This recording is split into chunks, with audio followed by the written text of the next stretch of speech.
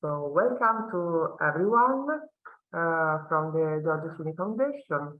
Welcome to those is joining us for the second part of the presentation of the ARCHiOx project started 2 weeks ago.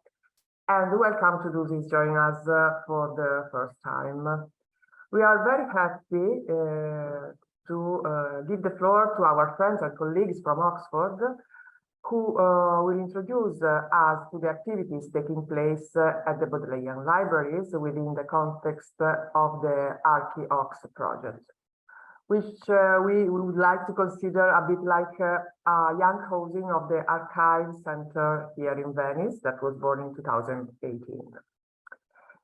In this second appointment, created by John Barrett, he will introduce a panel of experts who will explain how the 3D recordings and other technological innovations have assisted them in their research.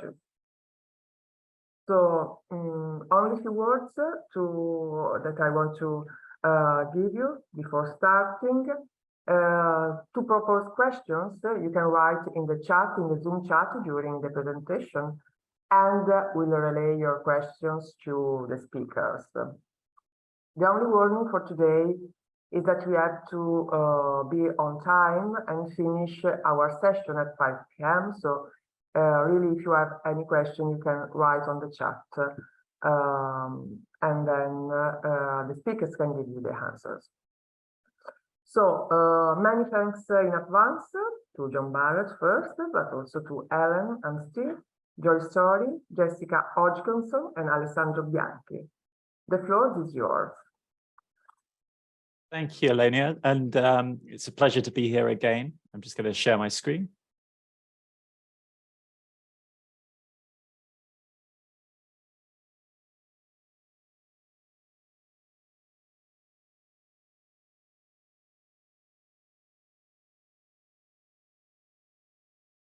Okay, good afternoon, everyone.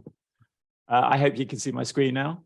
So what I wasn't able to show you during last week, or the presentation last time, was a recording of a painting, because I had a painting here. This is the first of the Bodleian's paintings to be recorded with the Celine. And I mentioned that previous to this recording, I made recordings from works which were owned by galleries in London, in fact, a Dürer and 2 Rembrandts. But this is the first Bodleian painting to be recorded, and it's very, very impressive. We don't know who this woman is. What we do know is that she was revealed in 1838 when an overpainted portrait of Mary, Queen of Scots was removed, and the portrait has been dated to 1610.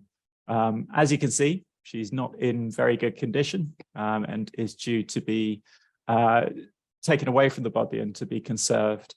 So the new Celine recording is an excellent record of the painting in its current condition before it leaves the Bodleian in a couple of weeks' time. This is a contrast-adjusted version, which shows the relief in the darker areas of the painting. And if we move to the next slide, with the color removed, now we can see just the surface of the painting. So this is something that I wanted to share with you 2 weeks ago, but I wasn't able to do so. But now the recording's been made. And we can also see the recording as a heat map as well. So this is ideal for conservators. They can look at the current condition. The elevation in this case is represented by color. I think it's a very impressive recording. So this afternoon's presentation, we're very fortunate to be joined by 3 experts who have been working with during the course of ARCHiOx, and they will be explaining how the recordings made for ARCHiOx have assisted in their research, and also more broadly the role of heritage science techniques in the study of books and manuscripts. But what we should do first is take a few minutes to review what was discussed in the previous session. ARCHiOx is analysis and recording of cultural heritage in Oxford. It's a collaboration between the Bodleian Libraries and the Factum Foundation with the funding support of the Helen Hamlin Trust. And in essence, the aim of the project has been to record Bodleian collections material in 3D. And to do this, we've used a prototype recording imaging system. Bodleian is the second largest library in the UK. It holds approximately 13 million printed items and many thousands of manuscripts. Though some of the Bodleian's buildings date to the 15th century, the Bodleian as we know it was established in 1602 by Sir Thomas Bodley. The Bodleian is perhaps best known for its collections of medieval illuminated manuscripts, but it's also home to more modern material, such as celebrated authors like J.R.R. Tolkien, Jane Austen, and Mary Shelley. And our collections are not only European, volumes originating from territories across the world and ranging in subject matter are represented among our collections. Though the Bodleians first began capturing digital images in the year 2000, recording in 3 dimensions was not something that we've done before until the beginning of ARCHiOx. But the surface of manuscripts, books, and printing plates can tell us a huge amount about who made them, how they were made, and about people's interactions with them since they were made. Through 3D recording, we've made several exciting discoveries. Features from the surface of originals, which are difficult or perhaps impossible to record using conventional photography, have been captured for the first time. So you might remember this example from the previous session, which is a heavily corroded 18th century copper printing plate, which has become difficult to see. When we look at a render of the surface in the absence of the original's tone and color, we can now see the design very clearly. We can think of the 3D render in the same way as making a plaster cast from the surface, which we can then relight with a torch from any position. This is the reverse of the same plate, which also has a design. And here is the render, which shows a piece of music.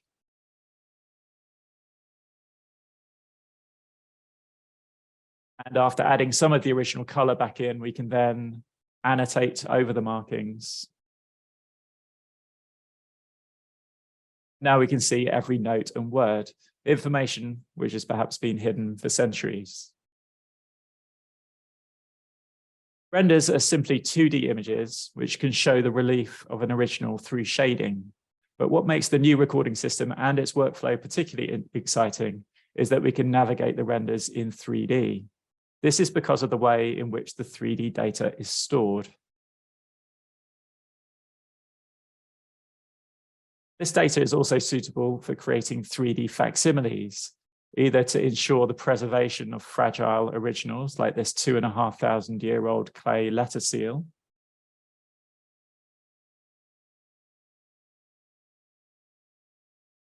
or even to recreate objects which have been lost. This is a model of the cylindrical tool used to make the impression into the surface of the previous object.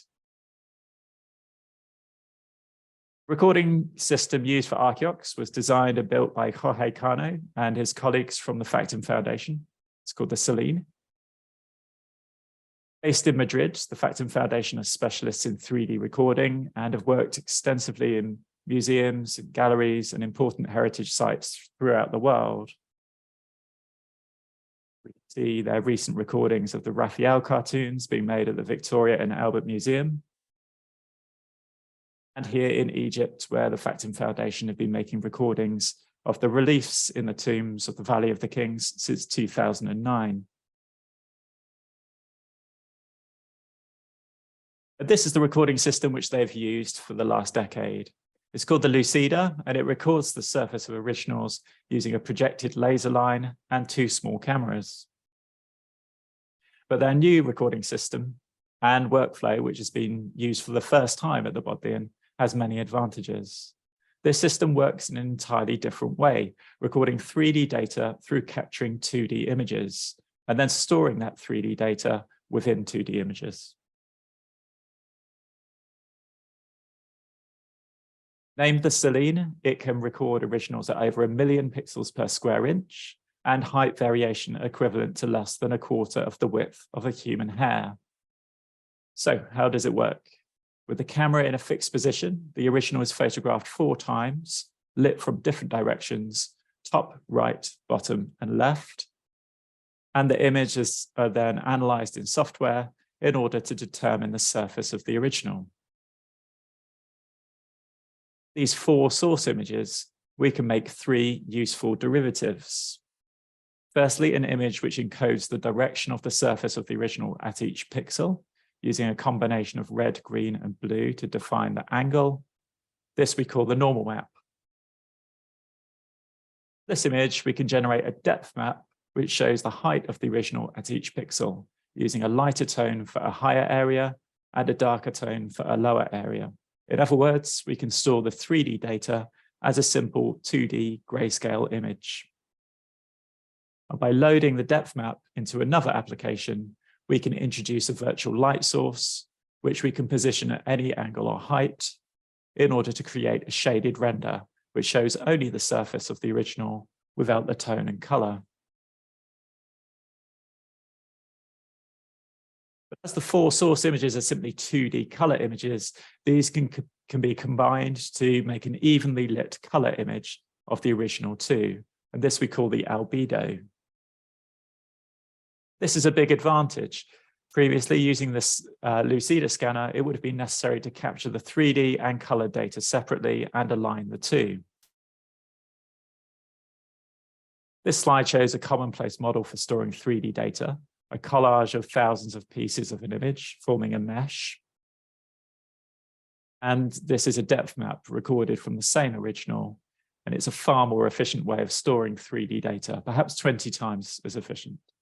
And it's because we're storing 3D data in this way that we're able to record at extremely high resolution.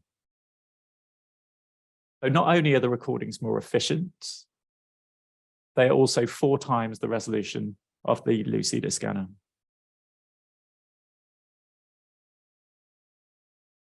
We can capture color and we can make renders of the surface, but the data which the Selene captures allows us to do even more. We can also take detailed measurements. We can record large originals in their entirety, not just small samples.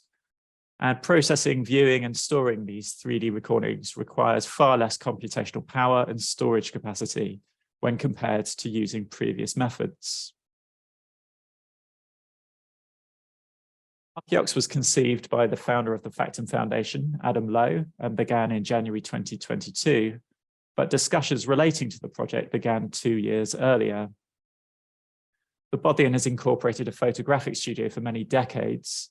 The majority of the work of the Bodleian Imaging Studio has involved the 2-dimensional recording of over 3.5 million images from our manuscripts and rare books. These images are freely available to view and download on our platform, Digital Bodleian.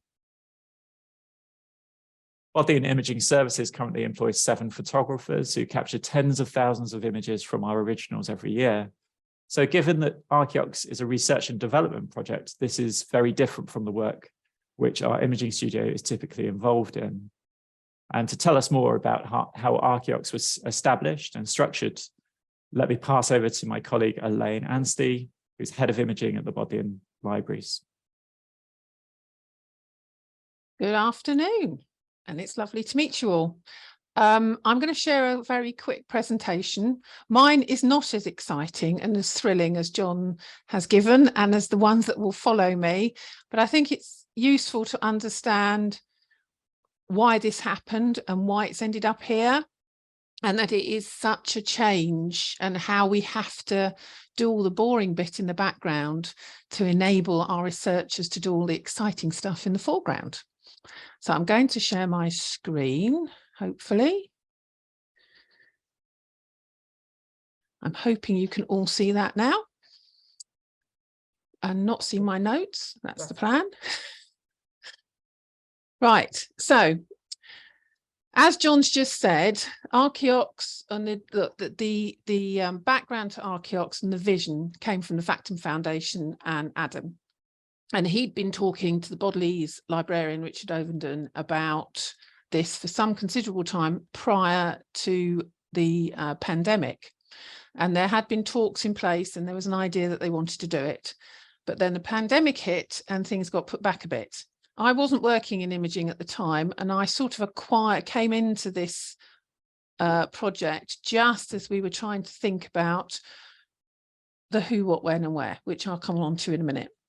So I'm going to put my role in context. I'm not directly involved on a day-to-day basis in ARCHiOx, but John always comes and tells me when he's found something new, and I'm always thrilled to go and share in whatever's been found. I'm very enthusiastic about it. And actually, I got to know the whole team, both Factum and Bodleian, as the project was put together. And as we tried to work our way through how we found the funding, where we'd put it, and all those issues that came well before we actually did the exciting bit. So even now, I am the conduit between the research side and the red tape, the person who tries to support everything and make sure all the conversations that need to be had are had, and that we keep the project going and moving forward. And I do my best to support John and the rest of the team in that. Now, I've picked the pattern on this particular slide for a reason. It's called integration. And this is what ARCHiOx has done and continues to do, bringing many different strands of work, organisations and people together to work on academically wide-ranging research. But before, we had to do the red tape. So we had to develop the relationship. So who's in that relationship? Initially, Factum identified the Bodleian Libraries as a partner they wanted to work with on this. And as I say, Richard and Adam had that conversation. And then they looked to the Helen Hamlin Trust for funding. So that would be the working partnership. But how were we going to make that happen? So we knew who it was. The other who's were at Factum, they knew it was Jorge who had the design, who knew what he wanted to do, but we had to find someone at the Bodleian that he could work with and the team could work with.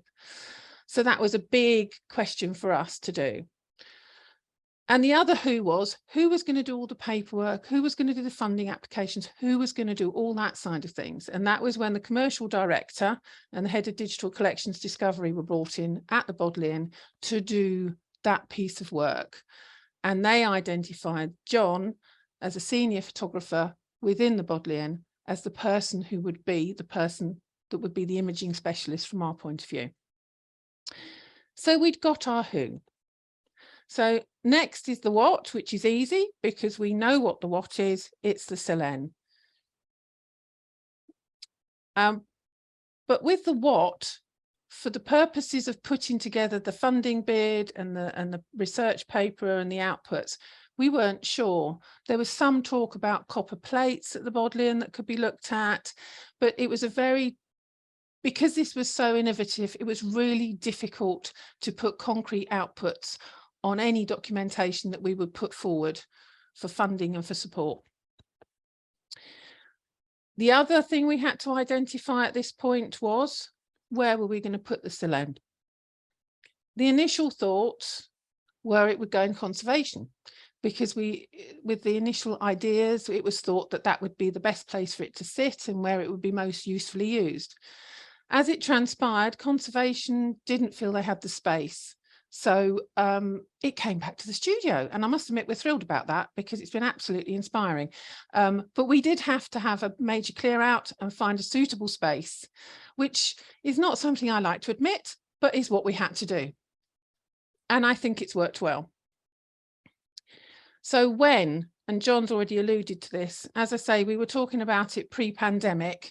Eventually, by the time we'd put the paperwork together, done the funding bid, got the funding, put everything else in place that needed to be put in place, it was January 2022 before we actually managed to get this off the deck. And Jorge and Matthew came with all their suitcases and all these bits of wonderful stuff and built the Selene.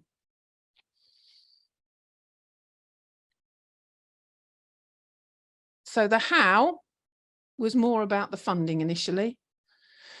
And creating the bid, which we did, it was challenging, but it didn't fit with anything that we'd done before. And John's already said that. It's nothing that we've done before in imaging. We had a real leap of faith on this, to believe in it, to want to do it, and to want to make it happen.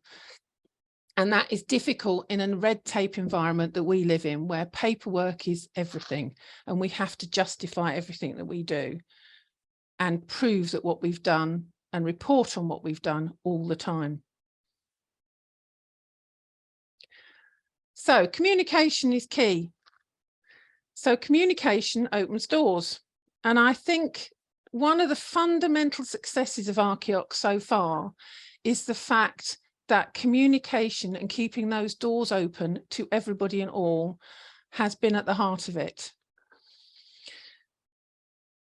Communication makes better team collaboration, and Jorge and the team over in Factum and John and everybody else is just so good at it. They talk to one another all the time. It might be on an email, it might be on a call, and they just seem to have this ability to tell everybody about what they're doing and to bring people in and keep that communication going. It doesn't appear hard, it doesn't appear difficult, it doesn't appear disjointed. And I think that is one of the key things that I've learned and I think is really important about this project. From the start, we've had to use different communication challenges. As I've already said, the Bodleian likes paper. That is its favourite occupation. It likes paper, it likes written reports. But actually, that is not the best way to communicate for something like this. For a research project, you need people to talk. You need people to bounce ideas off one another. And you need to do all of that in a way that everybody can understand. Now, ARCHiOx is really technically quite challenging. I don't understand it. However, John and the team have always made me feel very included in what's going on and explained it in a way that I can understand and get excited about, which then makes it so much easier for me when I go to report back at senior level to be enthusiastic and keen and actually know what I'm talking about and to help keep getting the momentum going behind ARCHiOx. I think the initial installation of the Solène, which was such a fantastic opportunity for John and Jorge and Matthew to meet and establish their working relationship here at Oxford, was great because they were here for a couple of weeks and they really embedded that. And they were all starting out from the same point. Nobody'd come in halfway through. So they all were on the same adventure, same exploration at that point. And they continued to build on that all the time. And it is absolutely fabulous to watch. And we don't want any closed doors. A key might open a door, but in this case, we never want to use a key to close that door. We want to keep those doors open all the time. Right, the fun bit for me, and I've shoved this in because this is one of the reasons that I love this project so much and I love getting involved, is meeting people who are so enthusiastic about their work and wanting to talk about it. It's infectious. And to meet the different PhD students and the professors and I've met so many people within the Bodleian who I wouldn't have met under any other circumstances, just because they want to come down and see what ARCHiOx is doing and to find out what they can use it for. And it is just fantastic. I love watching the research side and what they find and how much more we've managed to develop ARCHiOx over the time, and those little initial outputs that we had. We've put another funding bid in, but this time we've been so much more concrete about what we can do and what we can show. And we've really believed in ARCHiOx, which is fantastic. And the last thing I think is really interesting is it's magic. It absolutely is a magic project. It's a magic project from the team point of view, from the learning point of view. And I mean, learning by watching a team grow and develop. And it is a learning point of view from what you find in those manuscripts. And that last one that's just popped up, I'll be interested to see, but hopefully Jess's presentation will explain that. But I know what it means and John knows what it means. Right, back to you, John. Thank you, Elaine. You've talked about the formulation of the project and the collaboration between the Bodleian and the Factum Foundation, but I think it's important as the collaboration between the Bodleian and the Factum Foundation is the collaboration between the project and the researchers, and that's really what's made it very, very interesting for me. Some of the most exciting and unexpected discoveries during the project have been made from manuscripts like this one, which is a 9th century Latin manuscript. In the last session, I explained how marginal annotations were sometimes added to medieval manuscripts using a sharp tool rather than ink. This example, we can see a hunting scene in the lower margin, but it's small and difficult to see, and it's clearly incomplete. The 3D recording allows us to see far more of it, or of the illustration, and also 4 camouflaged letters. And if we combine what I've managed to record from the color, the illustration from the 3D render, and the newly discovered text, we now have a complete recording of the annotation, perhaps 1200 years after it was made. And this is a great example of how 3D recording can help us in revealing people's interactions with medieval manuscripts. Recordings made with the Selene and other newly developed technologies can be used to analyze the parchment which was used to make these manuscripts. And this can tell us a huge amount about the differences in manuscript production before the 9th century. And this is a focus of research for our next speaker, Professor Jo Story.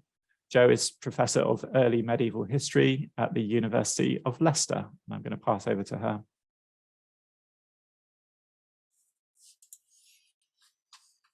Great, thanks, John. If you just give me just half a moment to find my PowerPoint.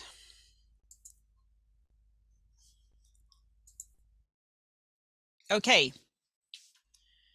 Super, brilliant. Thank you so much, John and Elaine. Just to follow up on what you've said about getting this project going, for any group of students, I would also want to stress the importance of not just planning, because Elaine's told you a lot about the planning and thought that's gone into this, but about the real research value of serendipity, of good luck, but also of making your own luck in what it is that you go out to research. And that's going out to your research with an open mind, but also asking if you want to do something, because the holders of the wonderful thing you want to look at may say no, but they might just say yes. And if they say yes, then you're away. And if you don't ask, you might never get that opportunity again. So I always say to students, do ask, even if it's something important and fantastic that you want to look at, or something mundane and everyday. Conservators and historians and museum specialists and librarians care very much about the preservation and the context of what and the conservation of their objects in their care, but they also do want people to look at them. And if you've got a good idea and can back it up with a plan for research, they might just say yes. And that's where Elaine's key to unlock things is a good metaphor. So bear that in mind. I'm extremely grateful also to John and also to Adam and to Richard Ovenden at the Bodleian Libraries for letting us come and play with this great new kit that you've got. This story that I'm going to show you, and indeed Jess Hodgkinson, who's a PhD student with me at Leicester, is an excellent example of that combination of systematic research, but also serendipity, good luck, but being there to create that lucky opportunity for things to come together. So both Jess and I are going to be talking to you a little bit today about a group of manuscripts that we refer to generically as insular manuscripts, and I'll explain in a minute a little bit about what I mean by that. And I'm just going to talk for 15 minutes or so about the kind of new directions that that ARCHiOx can help us with in analysing this group of manuscripts. Right. So we have been working with John and Jorge and Adam to use this photometric stereo imaging to better understand two aspects of these manuscripts. So the methods of making membrane, so that is how people, how scribes and bookmakers created the surface on which the text is subsequently written, but also to look at those readers' marks, so the marks made after the writing of the text. So if you like, today what I'm focusing on is before the writing of the text and the after the writing of the text, not looking so much at the scribal activity themselves. Three things to stress before I get going, really, that it's important to remember that membrane, which is a synonym for parchment, is an organic material, and it's also a complex biological archive. And there's a whole group of people throughout across Europe who are working on the potential of parchment as this biological archive for understanding animal husbandry, all sorts of aspects to do with the life cycle and the use of animals in the past through these dated manuscripts that we have access to. The manuscript that you've got on the screen in front of you, this is a particular favourite of mine because it's got this. I'm very keen on manuscripts with holes in. I collect holes in manuscripts, and I particularly like this one because it really does look like an eye watching us, and so it's a reminder that our manuscripts can speak and can watch and can tell us a huge amount more than just the text that is written on the surface of them. But it's also a pointer to alert you to new work that's being done with a team that's based in Cambridge and Copenhagen, the Beast to Craft team, who are working on the sort of the biology of manuscripts. And we've got an exciting new project coming out hopefully before the end of the year, focusing in particular on the types of membrane used for making insular manuscripts.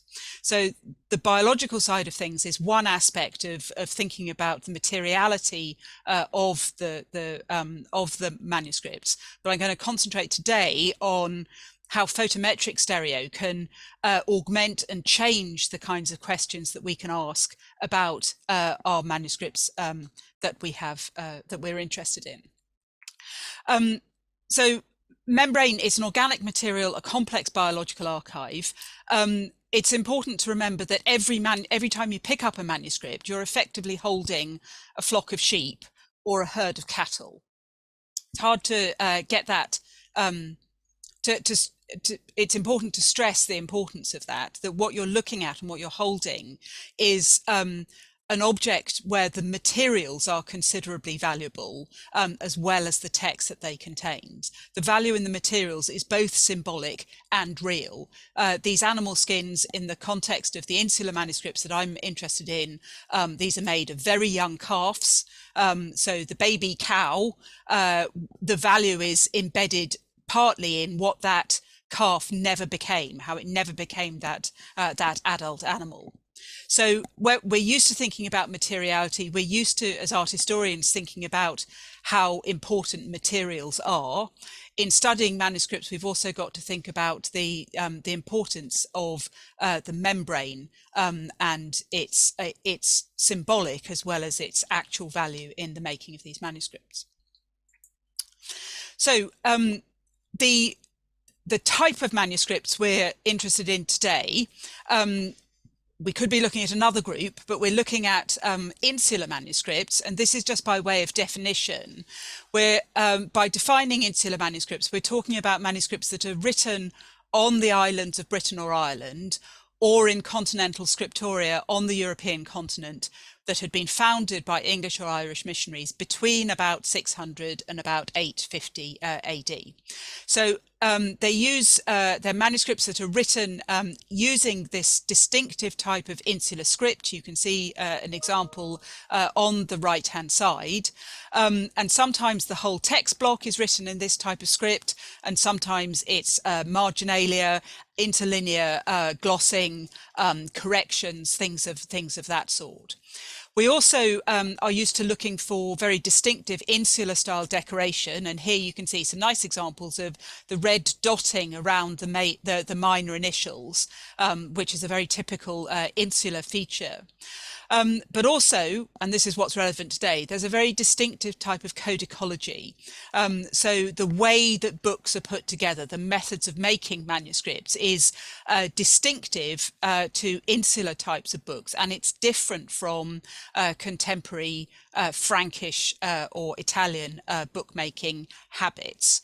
Over time, there's a coming together of these different methods, and that's an interesting thing to study on its own. But we're looking primarily at two different traditions of making books that are, some of which are visually very obvious, the different script types, the different styles of decoration, but it goes down also into the methods of manufacture and the methods of making manuscripts. So broadly speaking, we can think of books that are written on the islands of Britain and Ireland as having this sort of distinctive look and feel to them that would have been different to the manuscripts that were circulating or present in libraries in Merovingian and Carolingian Francia or in Italy at the same time. So the detail of this you don't need to worry about too much, but because I'm going to be talking about membrane, it's important to realize that it's sometimes called by paleographers, it's sometimes called vellum. It's almost always calf skin. It's generally thicker than continental membrane. It's a similar color on hair and flesh side, and sometimes it's very difficult to tell the difference between them. And when you touch it, it often has a kind of suede-like nap to the feel of the surface. There are other codicological differences as well that that aren't important for us here, but as I say, the sort of package of an insular book is different from that's made on the continent at the same time. Now, I've done a little bit of an experiment here because I've tried to show you that although these are books that are characteristic of Ireland and Britain in the early Middle Ages, one of the important aspects of them is that their distribution is continent-wide. And here you can see a kind of, it's not really a heat map, but a distribution showing the density of the number of insular items that as they exist in modern libraries today. And there are quite a lot in the UK, there are quite a lot in France, there are quite a lot in Italy, but the dominant location, if you want to study insular material, is in Germany. And that indeed comes as a surprise to a lot of people who are looking at this type of material. But when you understand the history of this period, it becomes obvious that Germany is likely to be where many of the manuscripts are located. And this is because in the late 7th and into the 8th century, there's a very considerable movement, a mission from the Anglo-Saxon kingdoms into Francia, and particularly into Eastern Francia, and founding of monasteries and a flow of English-trained clerics into that part of Francia, and particularly under Charlemagne and into the 9th century as well. So that had been preceded by, in the 7th century, by Irish monks going to work in what is now modern day France. But the distribution of the German material is largely a reflection of that Anglo-Saxon mission of the 8th century. just a technical point, I'm talking here about items, and one of the other reasons why there are so many items in Germany is that in the 17th century, in the 30 Years' War, a lot of libraries were targeted and books were destroyed. So part of the high number that we see in Germany is a reflection of the fact that a lot of these books are membra disjecta, so they're fragments. But nevertheless, even if we accounted for the fragments, you'd still see a considerable density in German lands. Again, don't worry too much about the detail of this, but this shows that map of the modern distribution against a kind of an approximation of the probable origin of the manuscripts that we have surviving today. And I hope that at a glance, what you can see is that there's the kind of density of the manuscripts place of origin in Ireland and the Anglo-Saxon kingdoms is different to the modern distribution. And what that's telling us is that we've got books that are now in continental collections that had originally been written on the islands, but which have migrated to the continent almost certainly before round about 900. So we've got not only books being made in insular style in Francia, but we also have the movement of books from the Anglo-Saxon and Irish kingdoms, from the islands of Britain and Ireland to the continent in particularly in the 8th century and into the first half of the 9th century. So that's by way of context. Now we get onto the ARCHiOx material. As I say, one of the things that we're very interested in is using this technology to look, if you like, behind the script, behind the text, both at evidence for the making of manuscripts, but also in their subsequent use and the way that readers have engaged with them. And I just thought I would throw in another Bodleian example. This one comes into our corpus just by chance, really, and it sort of glances into the corpus, and I'll show you why in just a moment. But I'm talking about this because I really hope that this is one we'll be able to look at with ARCHiOx. This is a manuscript, a famous manuscript called the Laudian Acts.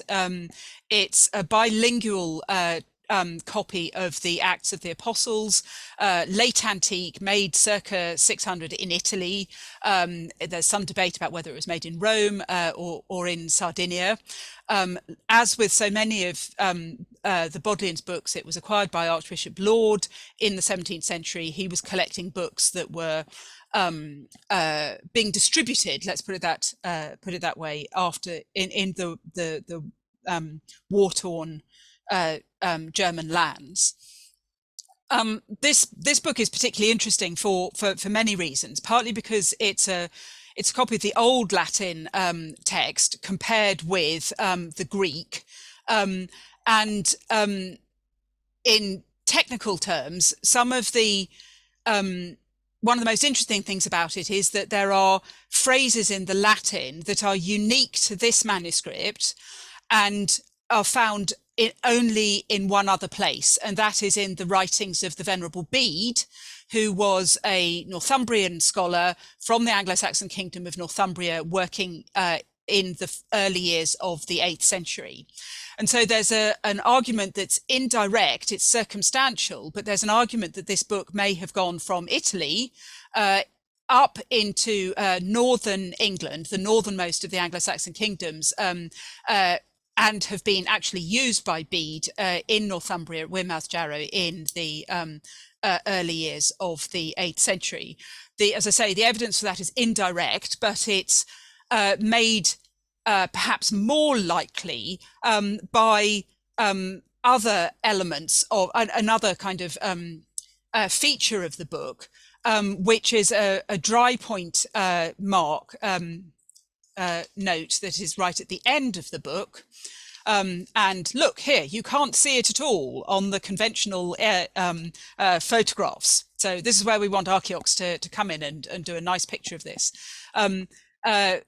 which records the an ex libris, this manuscript was owned by a monastery in Germany at a place which is almost certainly Hornbach, and that the book was there. The style of writing tells us that the book was there by round about 800. So we've got this idea that this book was made in Italy. It contains a text that was known to Bede, and it then moves to Germany. And in fact, that German movement in the 8th century is another good reason for linking it in with a stay in Anglo-Saxon England, because we know that there are so many books making that transition to the continent in the 8th century. The page on the left I've pulled up partly because there's a let me just see if I can do here. This part here is one of the bits that's kind of unique to this manuscript and to Bede, but also because what you can see here and here are particular types of evidence for late antique parchment production, where you've got the remains of the kind of surface layer of the skin.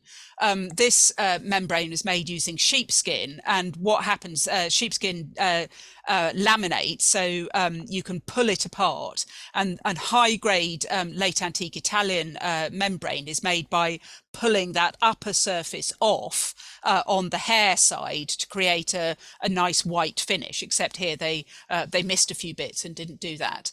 And also just here you've got another very typical late antique parchment making trace, where it's what we call a belly button repair. So where there was a hole in the parchment originally, and while it was still wet, they kind of pulled the parchment together, tied a piece of string around it, waited for it to dry, and then you could scrape the surface off, and you end up with this kind of pattern on the surface of the skin. It's flat, but you can, or more or less flat, but it has this kind of starburst effect, which is created by modifying the skin while it's still wet to close up a hole. And both of these are features that I say are typical of late antique book production. And one of the other things that I'm very interested in is to see the extent to which any of these late antique features make their way into Anglo-Saxon insular book production, because these books are being held and used by people in Britain and in Ireland, and were they also observing the way the books were being put together, as well as reading the texts that were in them? But that's a topic not for today, but for another time. But it's useful to draw that together. But as I say, in terms of ARCHiOx, wouldn't it be cool to be able to see in more detail what's in here? Because this is where the notes are about the ex libris, but also then to have a close look through the book to see whether there are any kind of marks or annotations made by readers of this type of book as they were consulting it. This is a book, in terms of the text of the Acts of the Apostles, whoever wrote this was doing it very carefully to align the Latin and the Greek text side by side. In Anglo-Saxon England, if we follow the argument that this arrived in the late 7th, early 8th century and was used by Bede, there's not much knowledge of Greek, but having the Latin alongside the Greek would have enabled people like Bede to know and learn more about Greek, as well as the biblical text itself. Right.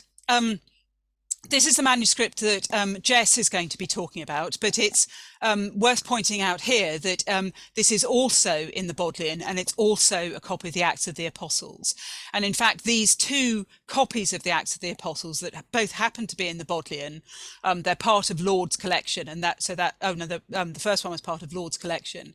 But it is comparatively unusual to have the Acts of the Apostles as a single text on its own. Normally it's found immediately after the Gospels in a text, a copy of the New Testament, but here and in the Laudian Acts, it's a text on its own. So the ARCHiOx, the photometric stereo imaging, can reveal medieval readers of manuscripts, and that's one of the fantastically exciting things about this. I'm going to not say very much about that because Jess is going to show you what she discovered when she looked at this book, and colleagues at the Bodleian said, "Oh, we've got this wacky new kit. Let's have a look at that." And Jess's story is one that she will explain to you. A Selden Super 30. So we've got 2 copies of the Acts of the Apostles, one late antique and this one that is mid-8th century in English in its production. So this one is firmly what we would call an insular manuscript. Right, but Jess will tell you more about that in a few minutes. Now, this is another book that falls into our wider corpus. That's also in the Bodleian, and this is one that John has referred to already, Lord Misk 429. I hope John explained this. I think he was going to, but this is another example of how ARCHiOx can pull out all sorts of marks made by readers of these books subsequent to the writing of the main text. And here at the top, folio 60 recto, you've got 2 names have been scratched with a dry point tool into the upper margin of this page. What's intriguing about this is that these names are in the vernacular, they're Old High German names. So we find this quite a lot at this time, but this type of technique may well help us to recover more texts that are written in vernaculars. So whether it's Old High German or indeed Old English, we may be able to see more of that, and they are comparatively scarce using this type of methodology. So that's a really intriguing potential for finding new texts written in early vernacular languages.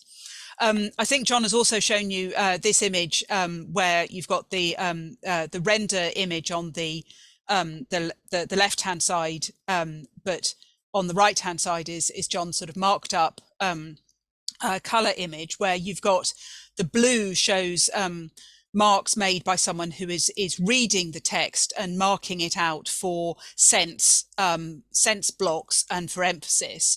But also in the margin, John's put it here, you can see it here, these bound hands. And this is what we call a kind of graphic commentary on the text, where someone has been reading this text and has made a mental connection with, this is a text of a sermon. They've made a mental connection with a biblical text, which they've then signaled through an annotation that reflects the biblical text, the remembered reading. So these kind of marks that might look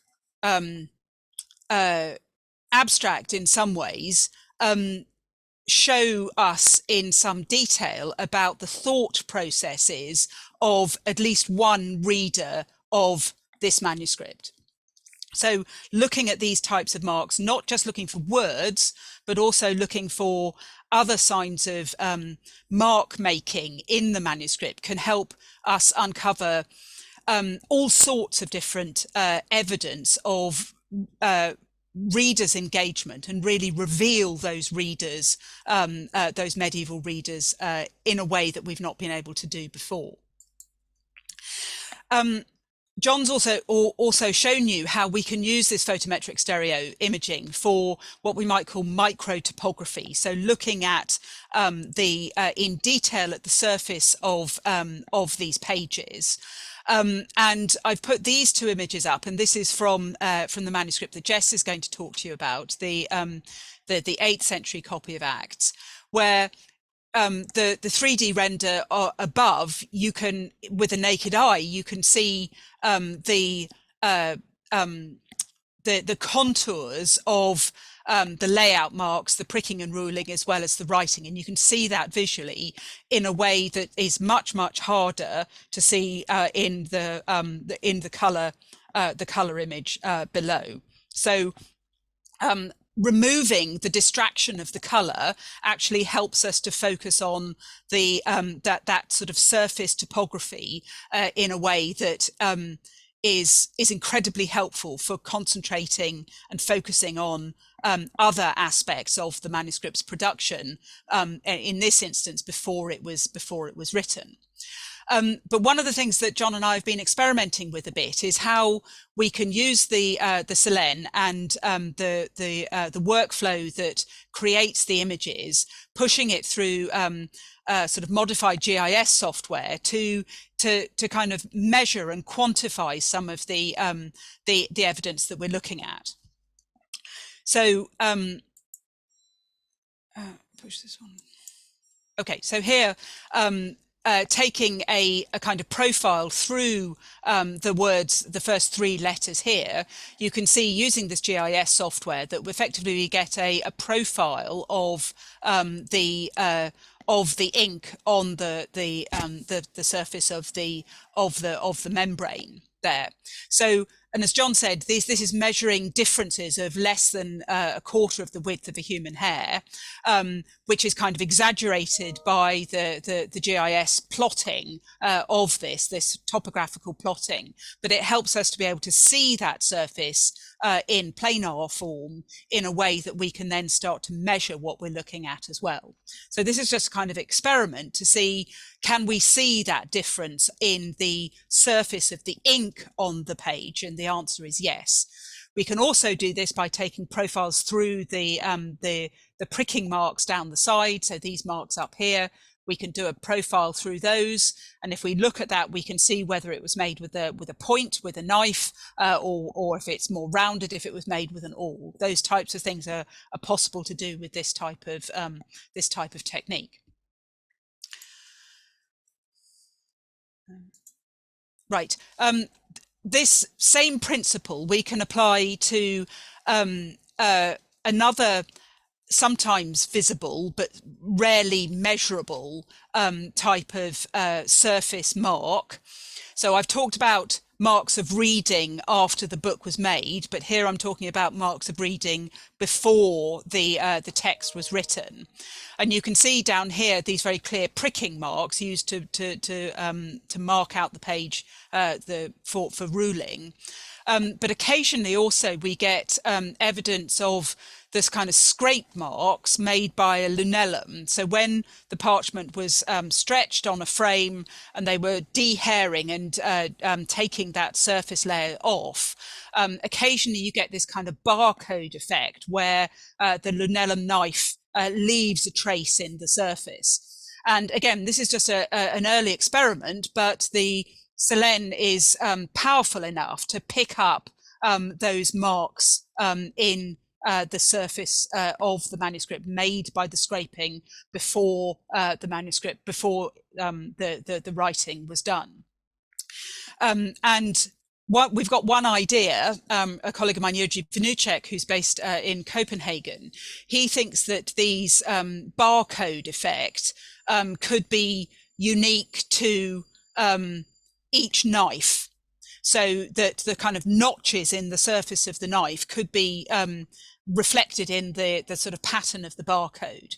And if he's right, measuring it like this, we could perhaps trace that within a single manuscript. So we could look at elements of pages that came from the same skin, worked at the same time, or worked by the same, at least the same artisan using the same knife. This type of mark is very, very, very faint, and I suspect is being made by a knife that's kind of similar to this, a kind of very small handheld one, which is used for doing the kind of final scraping of the skin overall. But occasionally, and to give you another Bodleian manuscript, we get evidence of scraping with the bigger lunellum knife, such as here, where you can see very clearly the scraping marks that are going in this direction, this direction, this direction. And those are much more obvious to the naked eye, but those smaller ones are harder to see. And this manuscript that's here is also one from our kind of Laudian collection at the Bodleian. So it's first third of the 9th century the Anglo-Saxon area of Germany. And what's interesting about this is that this is a kind of example of where parchment makers are working with sheepskin instead of calfskin, but they're trying to treat the sheepskin as if it were calfskin. So they're scraping the hair side of it in a way that you would do with calfskin, but it creates this kind of zebra effect on the surface of it. I'm pretty sure, I don't have any proof yet, but I'm pretty sure that the color differential that you can see here is enhanced with age. So there's oxidization, which makes the remaining hair follicles seem more prominent now than they probably were at the time. But nevertheless, you've got here a kind of mixed methodology in the membrane production. And you can probably see up here quite a lot of evidence for the grain of the skin that, again, with a Selen you'd be able to pick up. So one of the other things that the Selen can help us with is looking at follicle patterns, which anyone who's looked at manuscripts will be very familiar with seeing these, but using the Selen to analyze these follicles, again, doing our profile through them, can give us extra insights into the methods of manufacture and the ways that people are preparing surfaces prior to writing on them. So that previous manuscript I showed you is sheepskin. This one here we know is calfskin, and we know that partly through the pattern of the follicles that we can see in front of us, as well as other aspects of its materiality. But this again is from the manuscript that Jess is going to show you. But the Selen can help us systematically analyze the follicle patterns in a way that we hadn't been able to do before, which will help with species identification, but also understanding methods of making membrane. So the top surface here looked from above, the lower image looking at it from an angle, you can see that follicle pattern in a way that's not blocked by the distraction of the text that's on the page. Okay, right. I think that was my contribution, but I'm going to hand over now to Jess Hodgkinson, who, as I say, is a final year student at the University of Leicester, and who has been working with John on a particular book that is relevant to her own research, but which is also part of this insular manuscript corpus. Okay, John, do you want to take over? Thank you so much, Joe. Thanks for your insight about insular manuscripts. And I'm looking forward to recording the belly button repair, particularly. That will be very interesting. And what you've discussed is just making me think we've got an awful lot of work to do. But it's all very exciting. And I remember sharing the bound hands annotation with you, I think on Christmas Eve, and getting very excited when you replied and translated the Latin for me, which is very kind because I have no Latin at all. But yes, allow me to share the screen and I'll set up Jess. So as we've been... Yes, that was a little Christmas present for you, John. It was great. So yeah, during the last session, I shared a couple of recordings with you from the 8th century manuscript, which Joe's just been talking about. And you might remember that the 3D recordings from the volume revealed a name, which was scratched into the surface of the parchment,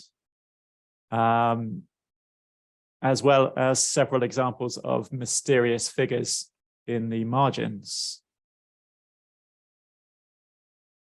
I resisted the temptation of telling you more about these markings, and I'm delighted to say that Jessica Hodgkinson, who discovered them, is here to tell us more about them.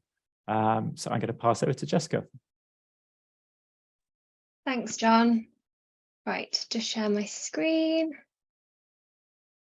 Okay. Right, so I'm very grateful that I've been invited to contribute to today's Archive Online Academy session. And as Joe and John have said, I'm going to be talking to you about a series of dry point inscriptions that were discovered last year in the margins of manuscript Selden Super 30, which is one of the early medieval manuscripts housed in the Bodleian Library. These discoveries were made possible by John and the ARCHiOx project using the Selene photometric scanner designed by the Factum Foundation. So it sounds like you've already heard a bit about this manuscript, and I know Jo's spoken about it a bit in her paper, but I do want to sort of give a bit of an introduction to the manuscript before I get onto the inscriptions themselves to set the inscriptions in their context. So manuscript Selden Super 30 is, like Jo said, a Latin copy of the Acts of the Apostles. This is a book of the Christian Bible, and it follows the Gospels, so the Gospels of Matthew, Mark, Luke, and John in the New Testament of the Christian Bible. It's quite a small volume. It's just a little bit bigger than an A5 piece of paper, and its size seems to suggest that it was primarily designed for individual use and individual contemplation. The text of the Acts of the Apostles in manuscript Selden Super 30 was copied by two main scribes, and it was copied in a type of script called uncial. And the page on the screen right now is page 18, and you can see this is uncial script, and this page in particular was copied by the first scribe. The style of script used by both scribes can be identified as an English uncial. This is the name we give to the type of uncial script developed and used by English scribes after uncial was introduced from the continent in the late 6th and early 7th centuries. Uncial is a high-grade script, and it was reserved for important manuscripts, especially for biblical manuscripts like Selden Super 30. Manuscripts written in uncial script represent a significant investment of time and resources. Unlike cursive scripts, uncial took a long time, comparatively long time to write, and required more space. It took up more space on a page. Alongside the use of English uncial script, other features of the manuscript, including the insular spellings and abbreviations which are used throughout the text, tell us that it was probably written, or almost certainly written, in England. When it's compared to other surviving manuscripts and charters from this period, we can determine that it was most likely copied in the south of England, maybe even in Kent, sometime in the first half of the 8th century. So that's between around 700 and 750 AD. It seems that the manuscript was owned by a woman shortly after it was made. A prayer was added to a previously blank page in the manuscript, now page 70, in between the two scribal stints. And the first of the prayers added on that page was designed to be read by a woman, a female petitioner. And we know this because it uses the Latin feminine indigna famula to describe the woman as God's unworthy servant. So prior to the new discoveries, the discovery of the inscriptions, we did know about one marginal inscription in manuscript Selden Super 30. In 1935, Elias Avery Lowe, who was then a reader in paleography at the University of Oxford, recorded that the letters E, A, D, B and E with a cross either side had been etched into the lower margin of page 47. In the context of the prayer added to page 70, which was designed to be read by a woman, Lowe suggested that these letters could be abbreviations of the Old English female name Eadbur. Now, the newly discovered inscriptions, which have been revealed through photometric stereo recordings, have allowed us to prove Lowe's theory. So last year, I made a discovery during the course of my PhD research. And my research focuses on the analysis of books which were commissioned, copied, owned, or used by women in early medieval Western Europe.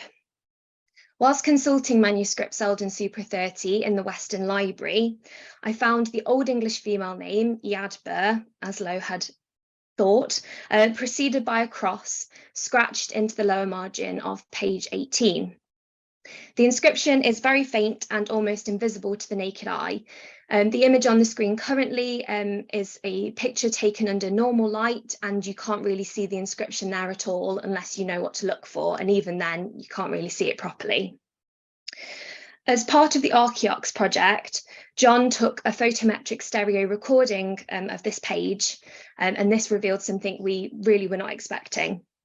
So this is John's initial recording, and you can see the inscription there in the lower margin. Jorge Cano of the Factum Foundation then enhanced John's recording using virtual relighting, image stacking, and principal component analysis. This not only confirmed that the name Iadber had been scratched into the lower margin of page 18, but it also revealed that it was actually part of a much longer inscription, which I hadn't been able to see. So I've digitally annotated in blue the letters we think we can see currently. The inscription becomes increasingly difficult to read towards the end, and as you can see, I've left sort of a gap where I'm not really sure what the letters are there, and work to decipher what it says and what it means is still very much ongoing. But you can really clearly see the cross and Iadber's name at the beginning of the inscription there. In addition to taking recordings of the inscription on page 18, John also took recordings of other pages within manuscript Selden Super 30, which looked like they might have something scratched into them. And this revealed an astonishing number of marginal inscriptions which have never been noticed before. Among the newly discovered inscriptions, we found the full name, Iadber, scratched into the margins of manuscript Selden Super 30 5 times on 5 different pages. And I've put all of these on a slide together so you can see them more collectively. And for each, there is the recording and then a digitally annotated version just beneath that. On some of these pages, and also elsewhere in the book, we've found abbreviations of Iadber's name, like the one that Lowe discovered on page 47. And in total, therefore, we've identified 15 instances of Iadber's name inscribed into the pages of this book, and most of them are concentrated towards the beginning of the book. Unlike the letters Lowe found on page 47, which were cut into the page with something sharp, maybe a knife, and are very easy to see if you're looking at the manuscript, the newly discovered inscriptions are almost invisible. The lines are much shallower, some are less than 1/5 of the width of a human hair. This suggests that they were made using a different type of tool, probably a stylus, and styluses were used during this period for ruling pages of manuscripts to prepare them for writing, and they were also used for writing on wax tablets. Scratching words and symbols into manuscript pages with a stylus is something that was done widely throughout this period, and the technique is now referred to as dry point. As you can see, certain letter forms are common to all the newly identified inscriptions. The A, U, and G are particularly distinctive, and this seems to suggest that the same person made all of these inscriptions. Although small in scale and very faint, these inscriptions show that this person, this dry point scribe, if you like, was very keen to preserve Iadber's name within the pages of this book. And whoever this dry point scribe was, their additions provide clear evidence of their engagement with this book and with the text it contains. In several places, the positioning of Iadber's name in relation to the main text of the Acts of the Apostles seems to be designed to insert her into the narrative. And I think that this could very well mean that it was Iadber herself who added her name into the pages of this book. On page 1, for example, and John showed you this page in his introduction for my paper, we can see Iadber's name there in the top left-hand corner. It's been scratched in very deliberately over part of the top of the initial P, which begins the main text.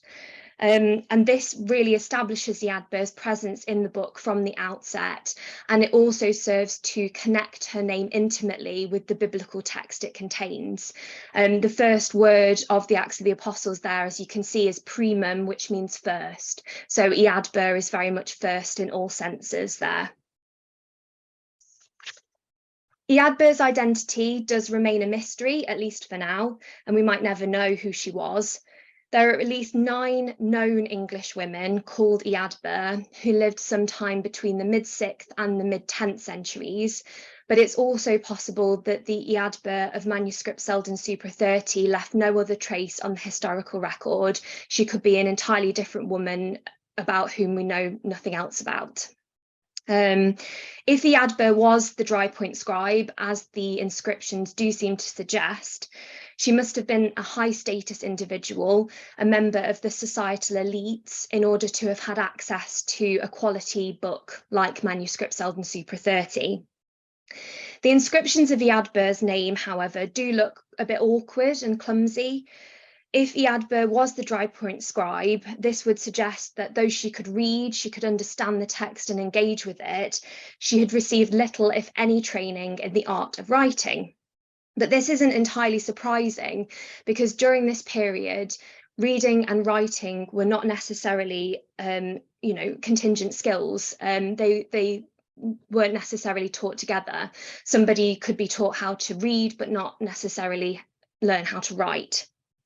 We do know that royalty and members of the nobility, for example, usually employed scribes and secretaries to write for them, and it was very much these, elites in society who were having, access to literate culture, who had the opportunities to learn these skills and engage with books and the written word in this way. So alongside Iadber's name, several small intriguing dry point drawings have also been discovered through the photometric scanning done by ARCHiOx. Most of them seem to depict human figures, and I've shown 4 examples on this slide here. Almost all of the drawing on page 13, which is the top right image on the slide, has been cut away and lost. We don't know when or why this happened, unfortunately, but we can see, at least one figure with some interesting hair and definitely a hand there stretching out. But what else this image contained, we don't know. Elaine's little hint towards, these drawings, you might sort of see some similarities between the image on page 6, which is the top left image here, and her little picture of SpongeBob. This isn't SpongeBob, obviously, but he's very rectangular in a very SpongeBob-like fashion. So these drawings, like Iadber's name, are mostly found towards the beginning of the book, and this pattern of distribution probably suggests that the same person was responsible for both. In the image, the drawing that was etched into the bottom of page 11, which is the bottom left image on this screen, you can also see 2 letter E's, one in front of the first figure on the left, and then a second one between the second and third figures. And these letter E's might be abbreviations of Iadber's name, and therefore could be evidence of Iadber signing her work effectively. Work on understanding what these drawings show continues, but it does really seem to appear that they are a reader's responses to the text of the Acts of the Apostles. They're not, random doodles. Some might depict scenes from the text. Others might be drawings of people or things which the text of Acts prompted the reader to think about, as Joe was saying about sort of graphic intertexts. And these scenes could be from other parts of the Bible or other related texts, or maybe even scenes from the individual's life. We don't know, but hopefully through further study, we might get closer to some answers.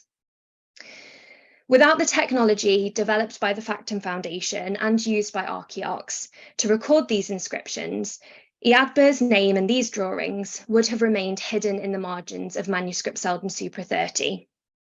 This discovery has the potential to shed new light on the active participation of women in literate culture and the use of books in the early medieval period. It also shows how this exciting new technology can help us learn more about surviving early medieval manuscripts and bring to light the readers and users of these books through the marks they left behind. Thank you very much. Thank you so much, Jess, and thanks for sharing your research with us today. Thank you. It's been amazing to work with you, and it was such a happy coincidence that you needed something to be recorded, and we happened to have maybe the only machine in the world which was able to do it. So it was a really wonderful coincidence, and it's shed lots of light on what we're doing with ARCHiOx. So it's been fantastic. Yeah, great serendipity, definitely. Absolutely. So our last speaker is going to be talking about the Bodleian's Japanese collections. So you might remember that I showed this example. The Bodleian's Japanese printed volumes and manuscripts are among the most colourful and beautiful originals in our collections. And this is a woodblock, which I shared with you in the first session. The impression of the woodblock into the paper has been recorded very effectively using the Selene. And we can see from the render of this detail that these prints were intended to be three-dimensional, and we can see the textural elements which are skillfully applied as part of the printing process. And using ARCHiOx recordings, we can now appreciate them in a way that we've never been able to before. So my colleague, Alessandro Bianchi, is the manager of the Bodleian Japanese Library and curator of the Bodleian collection of Japanese rare books and manuscripts. And Alessandro is a great advocate for the use of technology to assist in the research of the collections which he curates. So I'm delighted that he's agreed to tell us more about his research, and I'm going to pass over to him now. Thank you very much, John. And allow me to share my screen. Wonderful.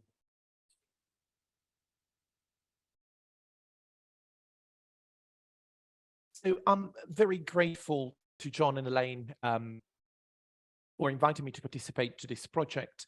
And after two highly scholarly presentations, I would like now to present my perspective, mainly from a curatorial perspective. And I'd like to suggest that although surrogate image cannot fully replace the direct observations of an original object, yet the experimentation conducted during the ARCHiOx project suggests that technological advancement in digital photography and 3D recordings may hold the key to transform the way we engage with objects, perhaps by enabling enhanced remote examinations of original artifacts while offering new insights to the study of their materiality. So looking at selected case studies from the Bodleian collection of Japanese rare books and manuscripts, in this presentation, I would like to show some of the potential of using 3D recordings to study the materiality of an object, investigate its manufacturing process, or survey and describe its condition. Now, my first example is a painted album comprising a set of decorated portrait cards, which I will use to illustrate how photometric technology can improve remote consultation and examinations of primary sources. While standard photography is useful for widening access to the content of a manuscript, it is perhaps a less effective tool when it comes to understand the material structure of an object. For instance, by looking at the flat image that you can see here on the left, we may get the misleading impression that the calligraphy and decorations in this manuscript are painted directly over a white sheet of paper. However, photometric technology can bring us closer to the observation of an original.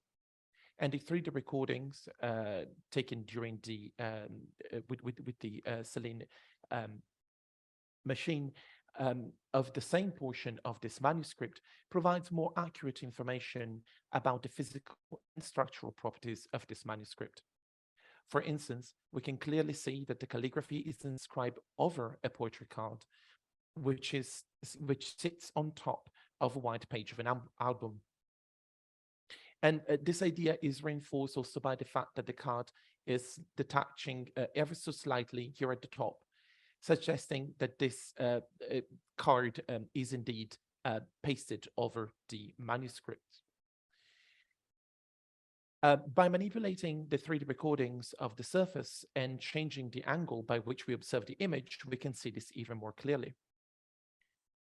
But this is not all, and the high-resolution surface data extracted using photometric technology reveals some of the material features of this manuscript, and we can use this to study the complexity of the painting layer, the different texture of the paper, but also measure how thick the card is, and so forth. Now, this technology can also be useful to identify different printing techniques or gain insights about the manufacturing process of various works. Look, for instance, at this page from a modern artist book and compare it to its 3D recording. Here you can see that there is, in the image on the right, a slightly sunken rectangular area and numerous creases surrounding the text printed in yellow. All these surface informations, which are lost with standard photography, can be used to identify the printing technique adopted to produce this artist book. The creases and sunken areas are traces left by the printing process, in this case a special technique of stencil printing called katasome, in which the artist use a specially prepared mask to apply a thick coating of resist dye paste before applying colors. The 3D recordings of a woodblock print, however, show a very different result and display a highly textured surface. The raised and sunken area that recreates the outline of this image are microscopic dents, traces left on the paper substrate by the printing blocks. Although these dents are not generally visible to the naked eye, photometric technology allows us to see them with very high details, showing how the paper surface was altered during the printing process.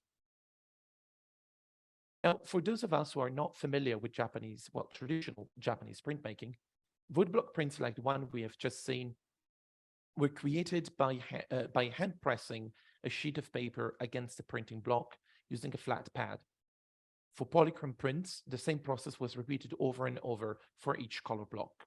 And you can see examples of color block in the bottom images from the collection of the Smithsonian National Museum of American History. Now, if we focus on a detail of this print, you can see that the red and pink flowers reproduced on this kimono were realized in 2 steps. The first block was used to print the flower, and the second block was used to add the details of the petals in red. Now, as shown in these images, we have here on the left a tangible evidence to demonstrate that this was the actual printmaking process for this specific image, because the Smithsonian National Museum of American History owns the complete set of blocks together with single sheet prints that illustrates different phases of the production process of this image. But this is a rather unusual case, and the original woodblocks really survive. All we have left are tens of thousands of beautifully printed woodblock prints. But thanks to photometric technology, we can now gain a better understanding about the printmaking process, and despite the fact that the original blocks might have been lost. So let's examine, for instance, a detail from this kabuki actor print to understand how we can use 3D recordings to read the alterations on the paper surface. Now, by comparing these 3 images, you will see that there are sunken areas corresponding to the gold accents on the kimono and the hilt of the sword. This is because the metallic pigment was overlaid on top of the blue and red areas using a second block, and therefore the paper surface was pressed twice. First, to print the blue and the red colors, and then to add the gold accents. Now, this is a completely new way to examine prints, and thanks to this technology, we can digitally gather new material evidence that can help us better understand the manufacturing process of a print. And I'd like to show you another example, a more complex reading and practical application of the same principle.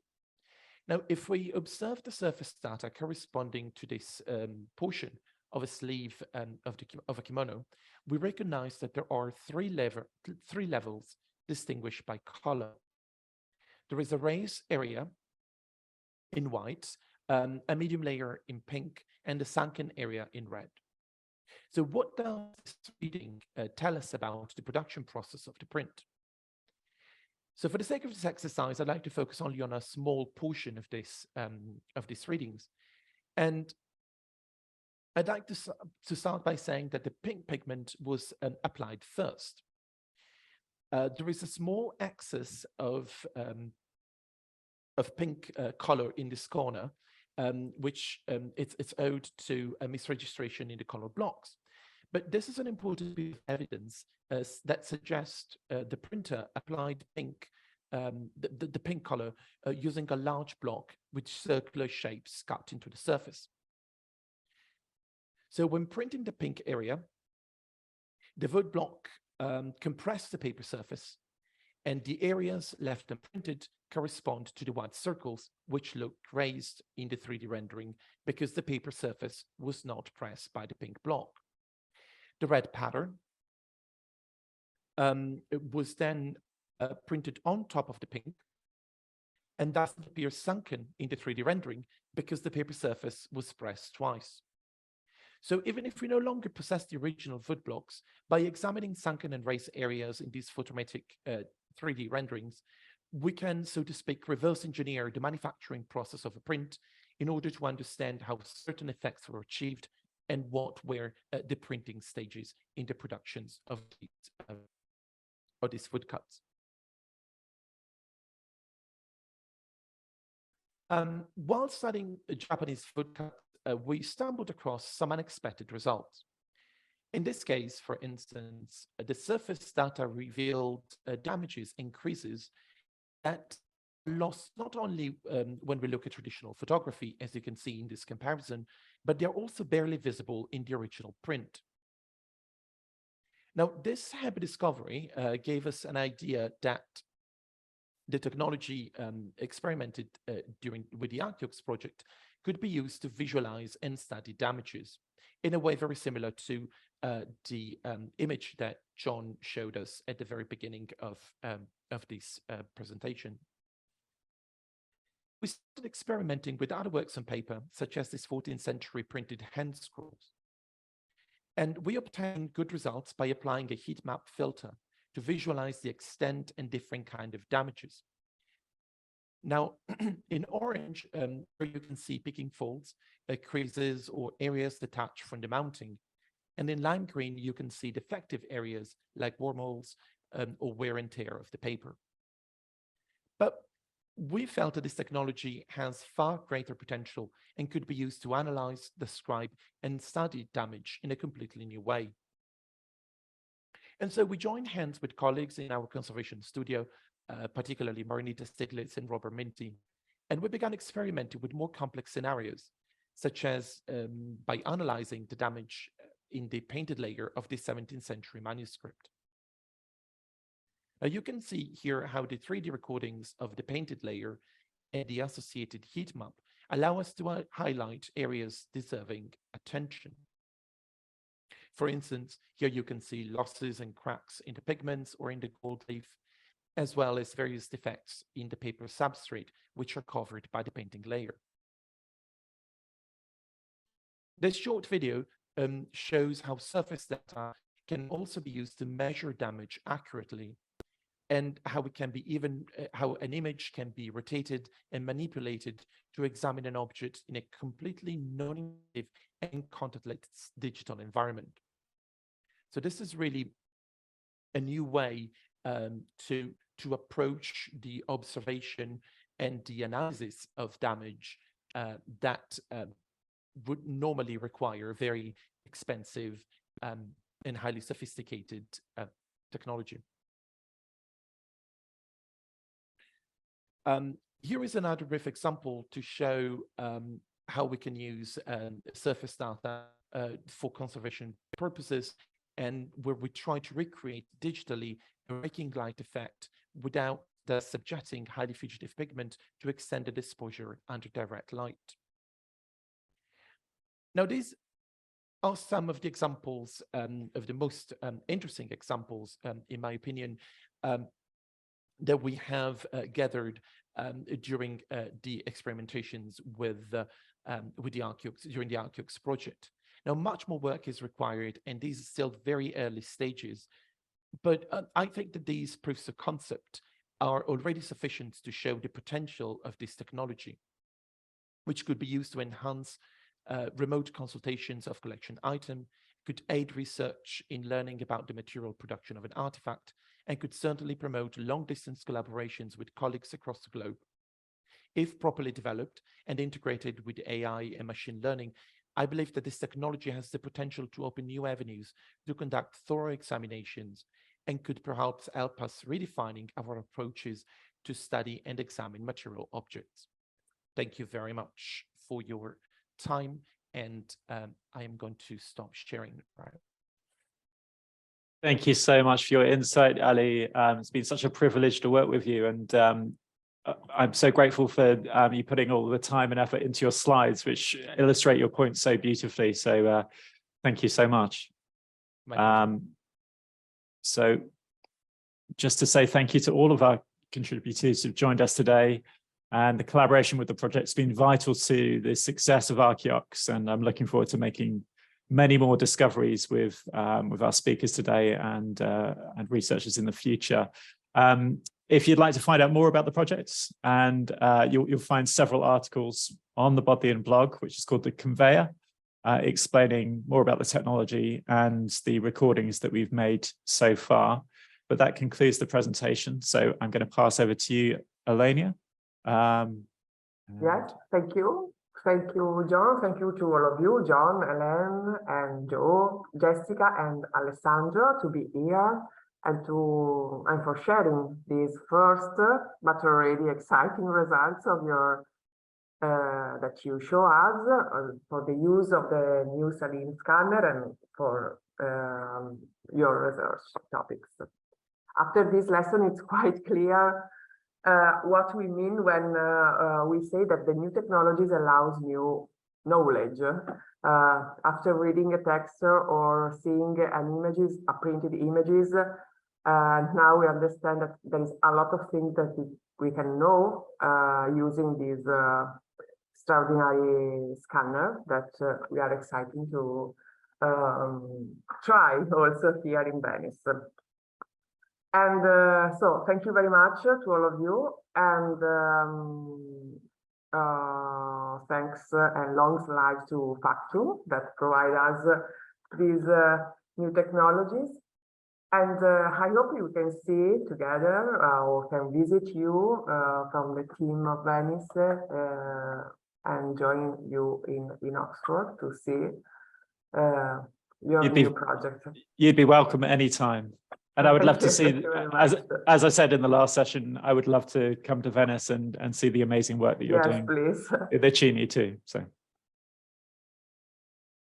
if there are some questions, I check the chat, but yes, a lot of congratulations for your works, interest, and congrats to everyone. Fascinating. Thank you so much for this wonderful presentation. So, a lot of words and appreciations from your presentation of today. Thank you again. And we can leave some minutes if you, only some seconds if there are some questions, but anyway, we can say goodbye, and we can, okay, thank you, Joe, Story, for your message. it was a great pleasure. Very happy. If anyone has any questions, then feel free to contact me. My email address was in one of the previous slides. So if anyone has any questions, they're very welcome to, or questions for the contributors today, and I'll be happy to pass them along. Thank you.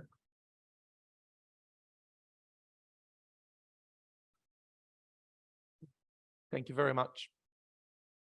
Okay, I say goodbye to everyone, and you can take in touch using our social or the website to know the new appointment of the Archive Online Academy for the next month, after the summer and for the next period. Thank you a lot. Thank you, all of Eleni. you. Bye-bye. Bye-bye. Thank you. Goodbye. Bye.